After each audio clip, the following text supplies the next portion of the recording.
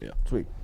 And we'll bring in Wilson, the award-winning journalist who's here every Tuesday. Wilson, I don't know how much you heard of that, but the offense, I expect – look, I don't expect number one in the country type numbers. I think Jaden Daniels meant so much to that ranking, but I expect the efficiency to keep up the pace that maybe was set last season with just the ability to score and put pressure on defense. Where do you sit looking at this offense, 6-7 months out from this thing?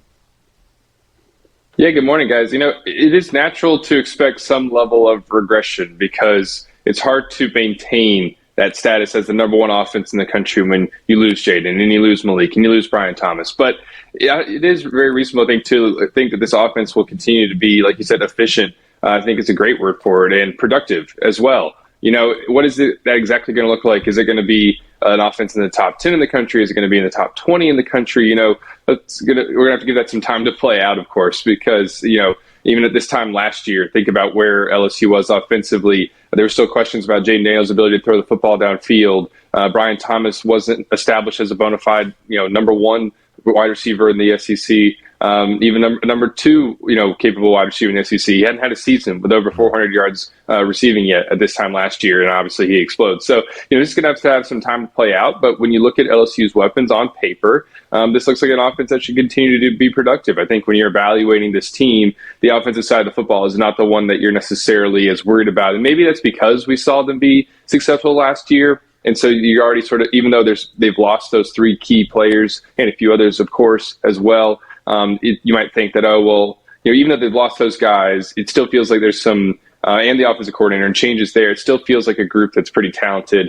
Because, they've trusted Garrett for so long, you feel pretty good about where they're at the quarterback position, and so much stems from that. And then, Kyron Lacy making one-handed grabs in practice so far, and the production that you've already had from Xavier Thomas and CJ Daniels and Caleb Jackson flashing in spots as a freshman, and the experience on the offensive line, of course, is a huge piece of that as well. It feels like this offense is set up to be, while maybe not number one next year, just because, again, that's so hard to maintain, still something that puts LSU in position to win. What have you seen from the quarterback position? We mentioned the comfort level that the program has with Nussmeier and Nussmeier has with the team. How is he? What does he look like as the starter? Well, we've only seen about 20 minutes of individual work, so it's hard to say. But from talking to people around behind the scenes and all that, they think he looks good. He's just got himself a kind of a confidence about himself. Now being the starter. You can tell that he's been in the program for years. I think that was one thing that stands out, even just watching the little bit of practice that we saw last week, was that this is clearly somebody who kind of knows what's going on at all times. And it really just has a kind of a control over what he's doing. And, I think that's the benefit of having him, here now going into his, this will be his fourth year on campus, 2021, 22, 23, 24. So, he's been around for a while, been in Brian Kelly's program since it started here. And you can just kind of see that. And, and then for the rest of the position, AJ Swan looks physically like he belongs out there. Throws a good ball in air for whatever that's worth. And then, of course, you've got Ricky Collins and Colin Hurley, getting reps too. So it looks like the quarterback position is in pretty good shape, especially because of Garrett's experience and the confidence that he's exuding. Wilson, more on Jaden Daniels' greatness of what he really provided the last 2 years was, look, LSU was a little uncomfortable at running back maybe the last 2 years on who they really wanted to be a primary guy, which LSU has never really been in trouble on, and it feels like they're kind of getting back to their ways with Frank Wilson back overseeing this. But what is the run game going to feature look like this season? You might have the best offensive line in college football. Where do they settle in now with not as mobile of a quarterback and some running backs that they're starting to trust? A completely different running game. It's really going to look different from what we've kind of understand so far. Brian Kelly talked to him about this a couple of weeks ago, and he told me that how much it was. He said that when you look at the offense, that's what's going to stand out to you as being different. So he started that day referencing, pulling offensive linemen and counters and powers and tosses, and even maybe going under center at times, something that LSU obviously did not do much of it all last year and the year before that with Jaden Daniels. I don't think it was something that Jaden was incredibly comfortable with. He just operated better out of the shotgun. But with Garrett, I think they're going to might do that, not like a ton. We're not talking about an I formation offense, but maybe in certain situations, short yardage, actually be able to use that a little bit more. It was interesting hearing Brian Kelly expand on that last week when he was asked about the run game, and this seemed like to be a key piece is that offensive line. It was leaning on that offensive line and its experience and its talent.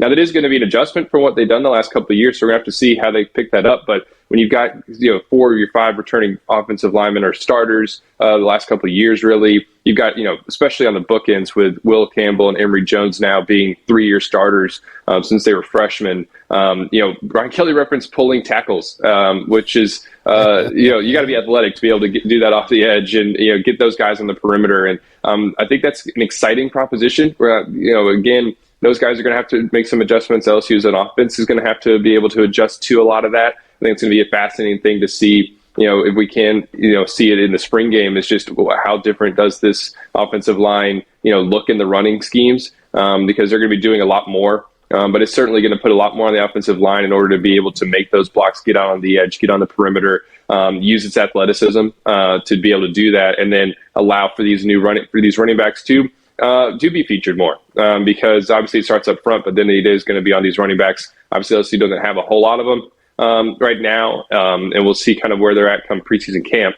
But you've got some talent there, certainly, especially when you talk about Caleb Jackson and what he could potentially be as a sophomore if he's able to take that next step. The offensive line, it's one thing to see the names that they've been bringing in on paper in recruiting. What is it like to see that group on the field and the numbers, because of the depth, seems like the most impressive part of what Brad Davis and Brian Kelly and crew are doing? Yeah, I mean, it's when you look across the field, it's one of the, probably one of the strongest positions. And it just seems like probably the most stable position. Yeah. I mean, with 4 or 5 back, and then like you said, the depth that's kind of getting built up there. A lot of that depth is young and doesn't have like a ton of experience, which is, I mean, I think pretty typical. You're not going to have like an offensive line, with a ton of, second year, not second year players. Like your 2 deep isn't going to be like laden with seniors all the time. I don't think that, but they are kind of young. But you got some guys who seem to be really coming along, like Tyree Adams is somebody, backup left tackle who is worth keeping an eye on his progress because, with Zalance Hurd leaving, he's now probably your top backup offensive tackle, but borderline over there at right tackle as well. I mean, if something were to happen, God forbid, injury-wise during the season, which is, happens on an offensive line from time to time in particular, you got to be able to be ready. And Brian Kelly's talked about that before, wanting about 7 or 8 offensive linemen who they feel comfortable putting in a game. And so, you seeing that coming along, I think they're on the 2 deep. It was fascinating seeing, early Cohen Eccles be the second team center there early last week as well. Right behind DJ Chester. So that's somebody who, they're kind of getting ready already on the 2 deep as well. And so, they are definitely building up there at the offensive line. I think it just looks like a position that LSU is going to be able to lean on. In pass pro the last couple of years, they've been solid. Jaden's legs have gotten them out of some situations as well, but especially last season, that seemed like to be a real strength. And now in the run game, we'll see how they are able to adapt as well. You can feel the momentum that Bo Davis is building in recruiting. He had a massive visiting list this past weekend with a big weekend visitor list in Baton Rouge. What have you seen from him on the practice field now that he's leading the defensive line? It's more about what have you heard from him, because his voice just it doesn't matter where you are, you can hear Bo Davis, and he uses colorful language that you can't really repeat right now on air, but it is, I think he's just brought an energy and a fire kind of to that defensive line room. But based on what we saw last week, I mean, he was really getting after it with all those players. It's going to be so good for LSU if he is able to, just be here for at least, he's got a 3-year contract, at least 3 years, and if not more than that, like to have somebody like him with his pedigree and his recruiting and his pedigree and player development, just stabilize that defensive line. And like you said, bring in, these recruits who he's starting to attract and kind of build that back up to a strength. Because LSU, you look at defensive tackle there last week, it is clearly thin. But Bo Davis is somebody who is trying to, certainly trying to coach up those players that they have right now. And you can hear it more than you can even see it at that point last week because, 20 minutes of individual work. But Bo Davis is yelling pretty much every single second. Wilson Alexander joining us here. Wilson, new faces. You mentioned Colin Hurley was out there with the running backs. There's a bunch of new faces. Gabe Relaford's one on the defensive line. On defense, there's a linebacking crew. Who stood out? I know it's been a short window, but just having a chance to see those guys for the first time. Yeah. Oh gosh, who stood out necessarily? I mean, no one really popped on, in 20 minutes of Indy kind of drills, from the early enrollees necessarily. But I guess maybe the ones he kind of noticed were Cohen Eccles, like I mentioned, just because he was already that second team center. Let's see who else. Hurley stands out just physically, even though obviously he's coming incredibly young because he reclassified. It looks like he's put a good bit of time in the weight room and in high school, and it sort of looks like he could sort of physically isn't far behind, even though he's a little bit younger. Yeah. Let's see who else. Relaford, you noticed him, I think, there on the edge. He doesn't look like he is somebody who's going to need a full year in the weight room as much as maybe some other guys. You still need to get in there with them and all those things. Don't get me wrong, but he looks like somebody who is kind of belonged there, kind of on day one. But LSU, the way it's built up this roster right now, anyway, most of those freshmen wouldn't really necessarily be right out of the gates on the two deep. And so we'll have to kind of give it some time to play out and to see how those guys emerge during spring practice. One of the weapons that I'm keeping my eye on, Wilson, for next season offensively is Kamorian Pimpton. I know that there's been a lot of buzz around him. Have you seen maybe the strides he's taken since the short off season of the bowl game to spring of maybe finding his way? Again, I know it's been a short time, but if you've had a chance to lay eyes on him. Yeah, when we saw him last Thursday, he was running with the third-team offense and the little brief kind of things that they were doing. Mason Taylor was the first team's tight end, as you would expect. Mac Markway was second because, again, kind of what you would expect. Coming out of last year, Markway was the second, was probably that top backup tight end, mostly in the run game, and catching passes here and there. And so Kamorian was running third, but and you could still tell that there's just so much potential in his frame in particular and what he could be. He's so long, great catch radius, as we've heard about for years. And we saw it in preseason camp last year. It was just a matter of, getting that physicality kind of matched up to where he was as a receiver. And so that's going to kind of have to be something we see play out during the spring. You couldn't tell, they hadn't even put on pads yet last week, and they won't until, kind of once they come back from spring break. But he's somebody who, you've heard good buzz about in the offseason, and there just seems to be a lot of untapped potential there at the moment for, and opportunities for him to get on the field. Especially, it's going to be fascinating to hear what Joe Sloan wants to do exactly with the tight ends in this offense, because there's an opportunity there for the tight ends to be a lot more involved than they were last season when, Jaden Daniels was stretching the field like he was and running. It was kind of his outlet. Is the tight end more of an outlet for Garrett Nussmeier? Then maybe we see more from Mason Taylor, especially now that he looked just more fluid than he did at times last year with that ankle injury that he was dealing with most of last season. And so, Pimpton, I think, is probably going to be a piece of that in the mix for all of those things, and especially if he can kind of bring up that physicality part of the game and that inline blocking in order to get on the field a little bit more, then we'll probably be able to see him as a pass catcher more as well.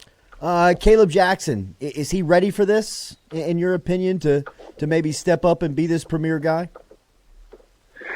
Well, he's going to have to be, even if he isn't. He's going to have to be. I think he is ready. I mean, to answer your question, physically, we saw him last year just be so impressive. And you would think that, he averaged about 5 yards a carry on very limited touches. He had 31 carries last season for about 165 yards or so. And even just in the little bits and spurts that we could see of him, like in the bowl game, he barely touched the ball. But you could tell they're just like, oh man, buy all the Caleb Jackson stock while it's still out there and available, because it seems like somebody who is just poised to be a really, really good player in the SEC here as a sophomore. And he still got to improve parts of his game last year. He got to get a little bit better in pass pro, had to get a little bit better catching the ball in the backfield and just kind of rounding out into more of a, 3-down back. And LSU is obviously going to have Josh Williams and have Caden Durham, and we'll see what happens with Trey Holly or if they bring in anybody else. But Brian Kelly has said that Caleb Jackson, they kind of got to accelerate his maturation process here, just to make sure that he's ready, because he's going to be a huge piece of what they do. And you can see why when you look at him. I mean, he looks like that kind of RB1 type player. And now he's just got to sort of turn into that and use this offseason to really catapult himself into that, because he's got an opportunity here to do so. And not just because of what LSU's look like at running back, but because of what the talent that he has is evident. Wilson, last one. What's the expectation for Aaron Anderson here in year 2?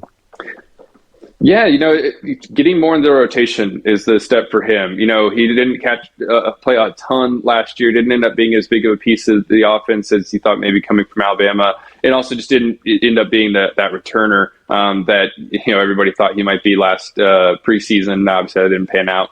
And it seems like Xavier Thomas, although when we were at practice last week, at that point they hadn't seen Xavier return anything. It seems like, when you bring in a guy who's averaged 12.6 yards a return over 2 years in the SEC, that's probably the punt returner.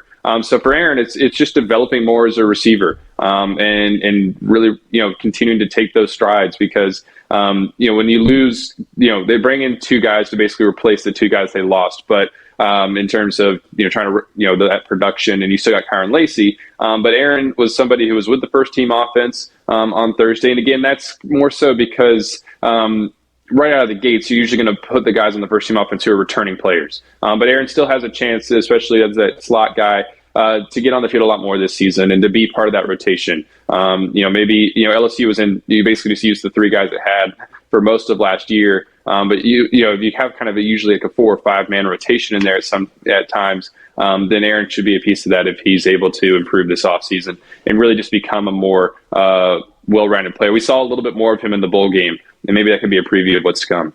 Wilson Alexander covering the LSU football, spring football practice right now for The Advocate, NOLA.com. You can follow him on social media, WH Alexander _